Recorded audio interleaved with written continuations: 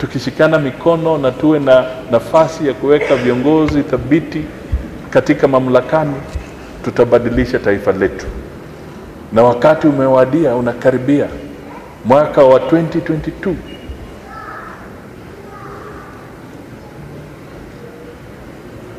Hebu pinduka kidogo na tazama yule yuko karibu na wewe.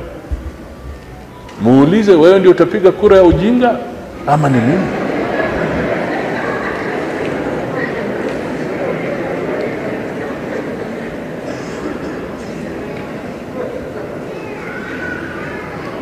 Mimi ndio utapiga kura ya tamaa ama ni wewe? Mimi ndio nitakula hongo na nitupe kura yangu ama ni wewe? Nani anatupa maisha ya mtoto wake, ya mke wake, ya bwana wake? Jiulize, ni wewe ama ni mimi?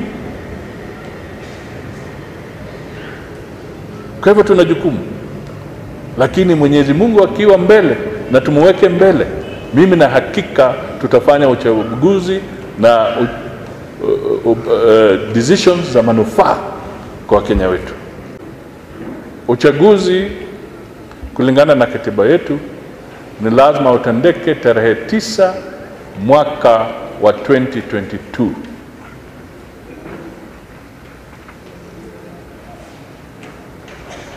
We must follow the law.